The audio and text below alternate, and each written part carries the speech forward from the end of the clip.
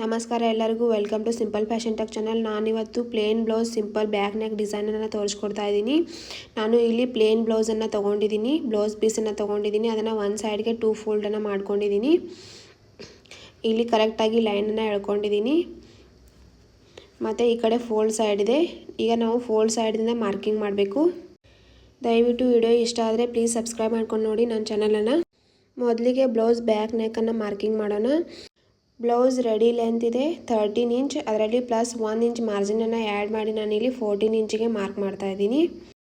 ನಿಮ್ಮ ಅಳತೆ ಬ್ಲೌಸ್ನಲ್ಲಿ back neck ಅಂದರೆ ಬ್ಲೌಸ್ ರೆಡಿ ಲೆಂತ್ ಎಷ್ಟಿದೆಯೋ ಅದರಲ್ಲಿ ಪ್ಲಸ್ 1 ಇಂಚ್ ಮಾರ್ಜಿನನ್ನು ಆ್ಯಡ್ ಮಾಡಿ ನೀವು ಇಲ್ಲಿ ಮಾರ್ಕ್ ಮಾಡಬೇಕು.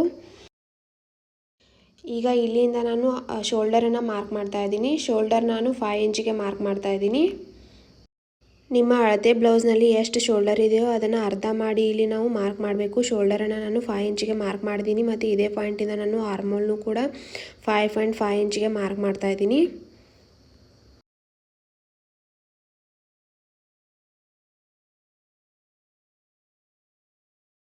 ಈಗ ಇಲ್ಲಿಂದ ನಾನು ಚೆಸ್ಟ್ ರೌಂಡನ್ನು ಮಾರ್ಕ್ ಮಾಡ್ತೀನಿ. ಚೆಸ್ಟ್ ರೆಡಿ ಇದೆ 8 ಇಂಚ್. ಅದರಲ್ಲಿ ಪ್ಲಸ್ 1.5 ಇಂಚ್ ಮಾರ್ಜಿನನ್ನು ಆ್ಯಡ್ ಮಾಡಿ ನಾನಿಲ್ಲಿ 9.5 ಇಂಚಿಗೆ ಮಾರ್ಕ್ ಮಾಡ್ತಾ ಇದ್ದೀನಿ. ಫಾರ್ಮುಲಾ ಬಂದು ನಿಮ್ಮ ಚೆಸ್ಟ್ ರೌಂಡ್ ಎಷ್ಟಿರುತ್ತೋ ಅದನ್ನು 4ಇಂದ ಡಿವೈಡ್ ಮಾಡಿ ಪ್ಲಸ್ 1.5 ಇಂಚ್ ಮಾರ್ಜಿನನ್ನು ಆ್ಯಡ್ ಮಾಡಿ ಮಾರ್ಕ್ ಮಾಡಬೇಕು.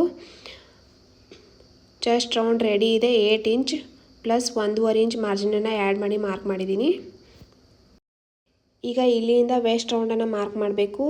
ವೇಸ್ಟ್ ರೌಂಡ್ ನಾನು ರೆಡಿ ಇದೆ 7 ಇಂಚ್.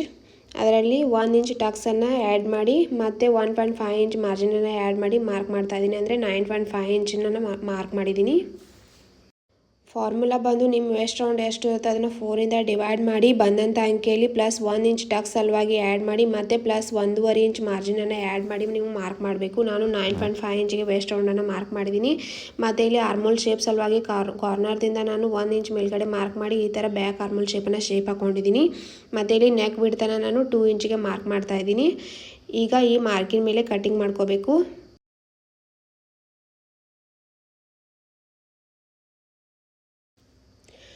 ಈಗ ಕಟಿಂಗ್ ಮಾಡ್ಕೊಂಡಿದ್ದಾಗಿದೆ. ಈ ಉಳಿದ ಬಟನಲ್ಲಿ ಬೇರೆ ಪಾರ್ಟನ್ನು ಕಟಿಂಗ್ ಮಾಡ್ಕೋಬೇಕು ಬ್ಲೌಸ್ದು. ಈಗ ನಾನು ಬ್ಯಾಕ್ ನೆಕ್ಕನ್ನು 9 ಇಂಚಿಗೆ ಮಾರ್ಕ್ ಮಾಡ್ತಾ ಇದ್ದೀನಿ. ನೆಕ್ ಬಿಡ್ತನ ನಾನು 2 ಇಂಚಿಗೆ ಮಾರ್ಕ್ ಮಾಡಿದ್ದೀನಿ. ಮತ್ತು ಬ್ಯಾಕ್ ನೆಕ್ ಡೆಪ್ತನ್ನು ನಾನು 9 ಇಂಚಿಗೆ ಮಾರ್ಕ್ ಮಾಡಿ ಈ ಥರ ರೌಂಡ್ ಶೇಪನ್ನು ಶೇಪ್ ಹಾಕೋತಾ ಇದ್ದೀನಿ.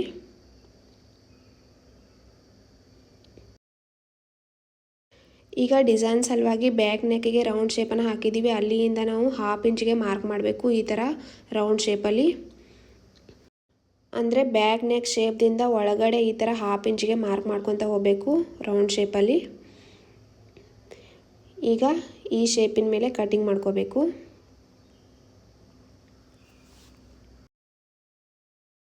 ಈಗ ಕಟಿಂಗ್ ಮಾಡ್ಕೊಂಡಿದ್ದಾಗಿದೆ. ಈ ಫ್ಯಾಬ್ರಿಕ್ ಪೀಸನ್ನು ಬಿಸಾಕಬೇಡಿ, ಇದು ಮುಂದೆ ಯೂಸ್ ಆಗುತ್ತೆ. ಈಗ ನಾವು ಬ್ಯಾಕ್ ಪಾರ್ಟನ್ನು ಕಟಿಂಗ್ ಮಾಡ್ಕೊಂಡಿದ್ದೀವಿ. ಈಗ ನಾನು ಸ್ಟಿಚಿಂಗನ್ನು ಹೇಳ್ಕೊಡ್ತೀನಿ. ಮೊದಲಿಗೆ ನಾನು ಬ್ಲೌಸ್ಗೆ ಪೈಪಿಂಗನ್ನು ಮಾಡ್ಕೋತೀನಿ. ಪೈಪಿಂಗ್ ಸಲುವಾಗಿ ನಾನೊಂದು ಕ್ರಾಸ್ ಪಟ್ಟಿನ ತೊಗೊಂಡಿದ್ದೀನಿ. ಕ್ರಾಸ್ ಫ್ಯಾಬ್ರಿಕ್ ಪೀಸನ್ನು ತೊಗೊಂಡಿದ್ದೀನಿ. ವಿಡ್ತ್ ಇದೆ 1.5 ಇಂಚ್. ಅದನ್ನು ಒಂದು ಸೈಡ್ಗೆ ಈ ಥರ ಫೋಲ್ಡ್ ಮಾಡಿ ಸ್ಟಿಚನ್ನು ಹಾಕ್ಕೋಬೇಕು.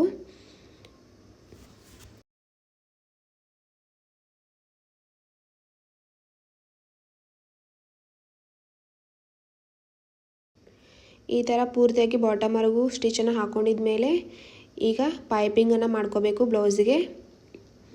ಈ ಥರ ಮೇನ್ ಬಟ್ಟೆಗೆ ಈ ಫ್ಯಾಬ್ರಿಕ್ ಪೀಸನ್ನು ಮೊದಲಿಗೆ ಜಾಯಿಂಟ್ ಮಾಡ್ಕೋಬೇಕು. ಈ ಥರ ಕರು ಶೇಪ್ ಬಂದಲ್ಲಿ ಸ್ವಲ್ಪ ನೋಡಿಕೊಂಡು ಶೇಪನ್ನು ನೋಡಿಕೊಂಡು ಆಮೇಲೆ ಫ್ಯಾಬ್ರಿಕ್ ಪೀಸನ್ನು ಈ ಥರ ಅಟ್ಯಾಚ್ ಮಾಡ್ಕೊತ ಹೋಗಬೇಕು. ಈಗ ನಾನು ಅಟ್ಯಾಚ್ ಮಾಡ್ಕೊಂಡಿದ್ದೀನಿ. ಈಗ ಅಲ್ಲಲ್ಲಿಗೆ ಸ್ವಲ್ಪ ನಾಚನ್ನು ಹಾಕ್ಕೊಂಡು ಈಗ ನಾನು ಪೈಪಿಂಗನ್ನು ಮಾಡ್ಕೋತೀನಿ. ಈ ಥರ ಬಟ್ಟೆನ ಹೊಳಿಸ್ಕೊಂಡು ನೋಡಿ ಈ ಥರ ಇದ್ರ ಮೇಲೆ ಟಾಪ್ ಸ್ಟಿಚನ್ನು ಹಾಕ್ಕೊತ ಹೋಗಬೇಕು. ಪೈಪಿಂಗು ಸಣ್ಣದಾಗಿ ಬರಬೇಕು. ಆ ಥರ ನೋಡಿಕೊಂಡು ಪೂರ್ತಿ ರೌಂಡ್ ಶೇಪಲ್ಲಿ ಶೇಪನ್ನು ನೋಡಿಕೊಂಡು ಟಾಪ್ ಸ್ಟಿಚನ್ನು ಹಾಕ್ಕೊತ ಹೋಗಬೇಕು. ಈ ಥರ ಪೈಪಿಂಗನ್ನು ಮಾಡ್ಕೊತ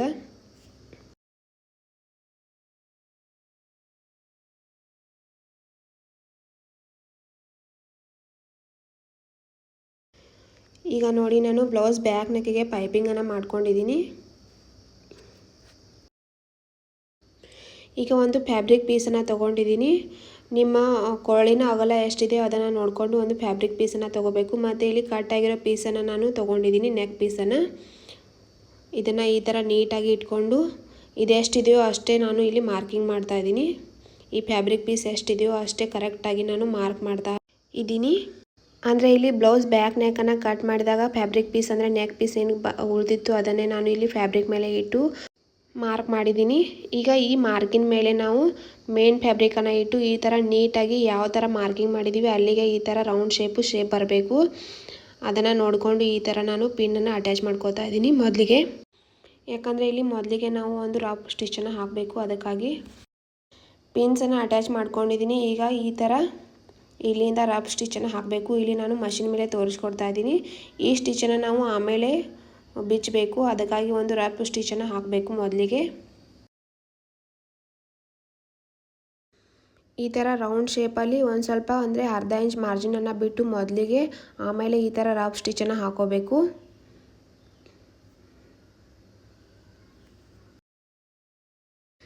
ನಾನಿಲ್ಲಿ ರಾಪ್ ಸ್ಟಿಚ್ಚನ್ನು ಹಾಕ್ಕೊಂಡಿದ್ದೀನಿ ನೋಡಿ. ಈ ಥರ ಇಲ್ಲಿ ಓಪನ್ ಇರಬೇಕು ಅರ್ಧ ಇಂಚು. ಈ ಥರ ನೋಡಿಕೊಂಡು ಅರ್ಧ ಇಂಚ್ ಬಿಟ್ಟು ಆಮೇಲೆ ರಫ್ ಸ್ಟಿಚ್ಚನ್ನು ಹಾಕೋಬೇಕು. ಇಲ್ಲಿಂದ ನಾನು ಹೊರಗಡೆ ಅರ್ಧ ಇಂಚಿಗೆ ಮಾರ್ಕ್ ಮಾಡ್ತಾಯಿದ್ದೀನಿ, ಯಾಕಂದರೆ ಇಲ್ಲಿ ಡಿಸೈನ್ ಬರುತ್ತೆ, ಡಿಸೈನ್ ಸಲುವಾಗಿ.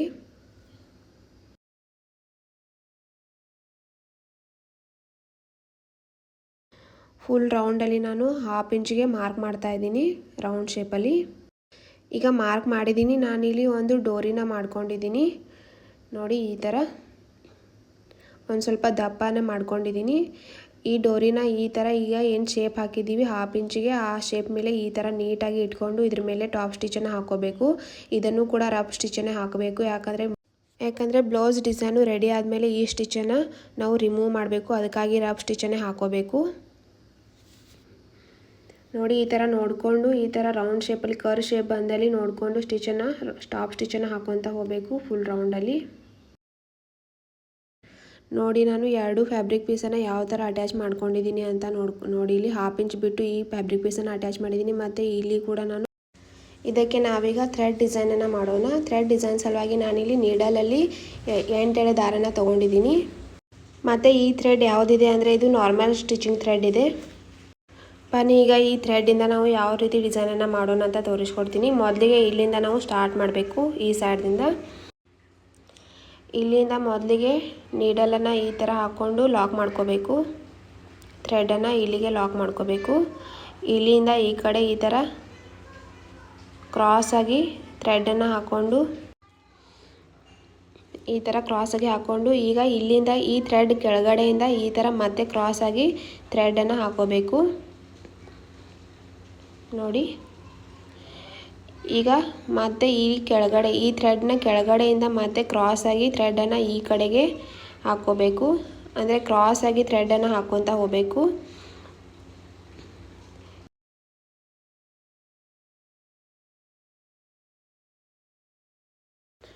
ನೋಡಿ ಇಲ್ಲಿ ನಾನು ಜೂಮ್ ಮಾಡಿ ತೋರಿಸ್ತಾ ಇದ್ದೀನಿ, ನೀವು ಗಮನಿಸ್ಬೋದು. ಈ ಥ್ರೆಡ್ ಕೆಳಗಡೆಯಿಂದ ನಾನು ನೀಡಲನ್ನು ಹಾಯಿಸಿ ಈ ಕಡೆ ನಾನು ಥ್ರೆಡನ್ನು ಎಳ್ಕೊಳ್ತಾ ಇದ್ದೀನಿ. ಮತ್ತು ಥ್ರೆಡ್ ಕೆಳಗಡೆಯಿಂದ ಈ ನೀಡಲನ್ನು ಈ ಕಡೆ ಎಳ್ಕೊಂಡು ಸ್ಟಿಚ್ಚನ್ನು ಹಾಕೋತಾ ಇದ್ದೀನಿ ನೋಡಿ. ಥ್ರೆಡ್ ಕೆಳಗಡೆಯಿಂದ ನೀಡಲನ್ನು ಹಾಯಿಸಬೇಕು. ಇದೇ ಥರ ನಾವು ಫುಲ್ ರೌಂಡಲ್ಲಿ ಸ್ಟಿಚಿಂಗನ್ನು ಹಾಕಬೇಕು. ಇದು ಥ್ರೆಡ್ ಡಿಸೈನ್ ತುಂಬ ಚೆನ್ನಾಗಿ ಬರುತ್ತೆ. ಯಾವುದೇ ಪ್ಲೇನ್ ಬ್ಲೌಸ್ಗೆ ಈ ಥರ ಬ್ಯಾಕ್ ನೆಕ್ಗೆ ಡಿಸೈನನ್ನು ಸಿಂಪಲ್ ಥ್ರೆಡ್ ಡಿಸೈನನ್ನು ಮಾಡಿದರೆ ತುಂಬ ನೀಟಾಗಿ ಕಾಣುತ್ತೆ. ಮತ್ತು ಕಡಿಮೆ ಸಮಯದಲ್ಲಿ ಈ ಡಿಸೈನನ್ನು ನಾವು ಸ್ಟಿಚ್ ಮಾಡ್ಬೋದು. ಇದೇ ಡಿಸೈನ್ಗೆ ಇನ್ನೂ ಎಕ್ಸ್ಟ್ರಾ ಏನಾದರೂ ಮಾಡ್ತೀನಿ ಅಂದರೆ ಇದ್ರ ಒಳಗಡೆ ಮೂತನ್ನು ಕೂಡ ನಾವು ಅಟ್ಯಾಚ್ ಮಾಡ್ಬೋದು. ಸ್ಟಿಚ್ ಮಾಡುವಾಗ ಅದು ತುಂಬ ನೀಟಾಗಿ ಕಾಣುತ್ತೆ, ಇದಕ್ಕಿಂತ ಗ್ರ್ಯಾಂಡ್ ಲುಕ್ ಕೊಡುತ್ತೆ ನೋಡಿ. ಇಲ್ಲಿ ಇವಾಗ ನಂದು ಥ್ರೆಡ್ ಮುಗ್ತಾ ಬಂದಿದೆ. ಥ್ರೆಡ್ ಮುಗಿಯುವಾಗ ಈ ಥರ ಎಲ್ಲಿ ಮುಗಿಯುತ್ತೆ ಅಲ್ಲಿಗೆ ನಾವು ಥ್ರೆಡ್ಡಿಂದ ನಾವು ಈ ಥರ ನೀಡಲನ್ನು ಲಾಕ್ ಮಾಡ್ಕೋಬೇಕು. ಈಗ ಮತ್ತೆ ನಾನು 8 ಎಳೆ ದಾರನ ತೊಗೊಂಡಿದ್ದೀನಿ. ಮತ್ತು ಈಗ ಎಲ್ಲಿ ಮುಗಿದಿದೆ ಥ್ರೆಡ್ಡು ಅಲ್ಲಿಂದ ನಾನು ಸ್ಟಾರ್ಟ್ ಮಾಡ್ತೀನಿ. ಈ ಥರ ಕ್ರಾಸಲ್ಲಿನೇ ಹಾಕ್ಕೊತ ಹೋಗಬೇಕು. ಈ ಥ್ರೆಡ್ ಕೆಳಗಡೆಯಿಂದ ನಾವು ನೀಡಲನ್ನು ಹಾಯಿಸಿ ಆಮೇಲೆ ಈ ಕಡೆ ಈ ಥ್ರೆಡನ್ನು ಸ್ಟಿಚ್ ಮಾಡಬೇಕು. ಇದೇ ಥರ ಫುಲ್ ರೌಂಡಲ್ಲಿ ಫುಲ್ ಬ್ಯಾಕಿಗೆ ನಾವು ಡಿಸೈನನ್ನು ಹಾಕಬೇಕು.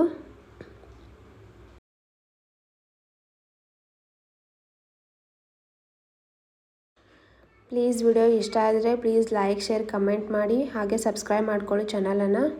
ಇದೇ ಥರ ನಾನು ಬ್ಲೌಸ್ ಬ್ಯಾಕ್ ನೆಕ್ ಡಿಸೈನು ಆಮೇಲೆ ಕುರ್ತಿ ಡಿಸೈನನ್ನು ತೋರಿಸ್ಕೊಡ್ತೀನಿ ನನ್ನ ಚಾನಲಲ್ಲಿ.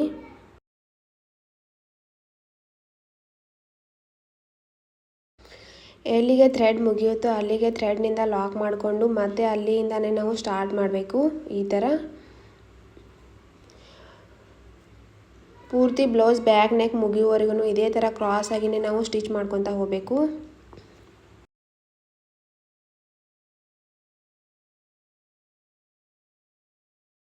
ನೋಡಿ ಇವಾಗ ನಂದು ಅರ್ಧ ಡಿಸೈನ್ ಮುಗಿದಿದೆ ಬ್ಯಾಕ್ ನೆಕ್ದು. ನೋಡಿ ಎಷ್ಟು ನೀಟಾಗಿ ಕಾಣ್ತಾ ಇದೆ. ಇದೇ ಥರ ನಾವು ಇನ್ನೂ ಅರ್ಧ ಬ್ಲೌಸನ್ನು ಇದೇ ಥರ ಸ್ಟಿಚ್ ಮಾಡ್ಕೊತಾ ಹೋಗಬೇಕು. ಫುಲ್ ಬ್ಲೌಸ್ ಬ್ಯಾಕ್ ನೆಕ್ಗೆ ಈ ಡಿಸೈನನ್ನು ಮಾಡಬೇಕಾದ್ರೆ ಇಲ್ಲ ಅಂದ್ರೂ ಒಂದು 15 ಮಿನಿಟ್ಸ್ ಆದರೂ ಬೇಕಾಗುತ್ತೆ. 15 ಮಿನಿಟ್ಸಲ್ಲಿ ನೀವು ಪೂರ್ತಿ ಸ್ಟಿಚ್ಚನ್ನು ಮಾಡ್ಬೋದು, ಅಂದರೆ ಡಿಸೈನನ್ನು ಸ್ಟಿಚ್ ಮಾಡ್ಬೋದು.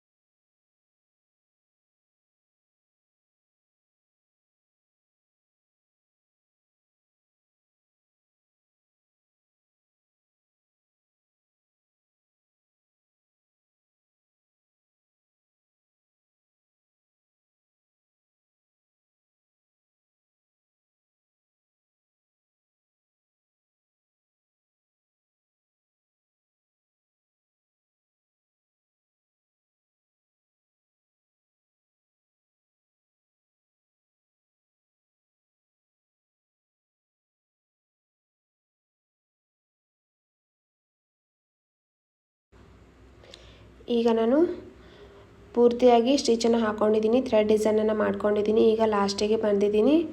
ಇಲ್ಲಿ ಲಾಸ್ಟಿಗೆ ಕೊನೆಗೆ ನಾವು ಈ ಥರ ಸ್ಟಿಚನ್ನು ಹಾಕ್ಕೊಂಡು ಲಾಕ್ ಮಾಡ್ಕೋಬೇಕು.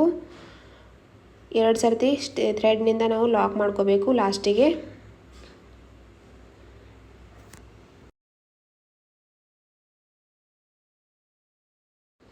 ನೋಡಿ ಈ ಥರ ನಾವು ಕೊನೆಗೆ ಥ್ರೆಡನ್ನು ಲಾಕ್ ಮಾಡ್ಕೋಬೇಕು ಡಬಲ್ ಸರ್ತಿ.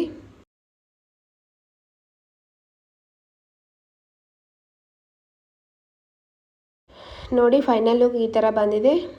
ವಿಡಿಯೋ ಇಷ್ಟ ಆದರೆ ಪ್ಲೀಸ್ ಲೈಕ್ ಶೇರ್ ಕಮೆಂಟ್ ಮಾಡಿ.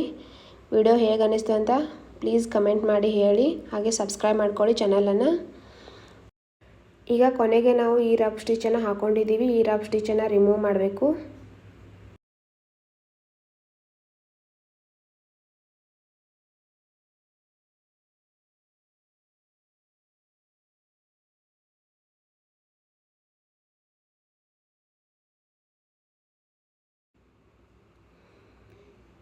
ಈಗ ಒಂದು ಸೈಡ್ಗೆ ರಫ್ ಸ್ಟಿಚನ್ನು ನಾನು ರಿಮೂವ್ ಮಾಡ್ಕೊಂಡಿದ್ದೀನಿ.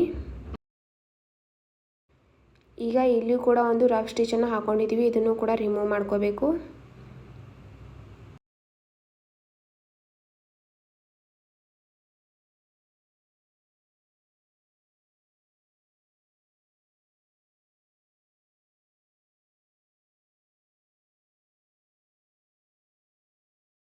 ಕೊನೆಗೆ ನಾನು 2 ರಫ್ ಸ್ಟಿಚನ್ನು ರಿಮೂವ್ ಮಾಡಿಕೊಂಡು ಈ ಫ್ಯಾಬ್ರಿಕ್ ಪೀಸನ್ನು ನಾನು ಸೆಪ್ರೇಟಾಗಿ ಮಾಡ್ಕೊಂಡಿದ್ದೀನಿ.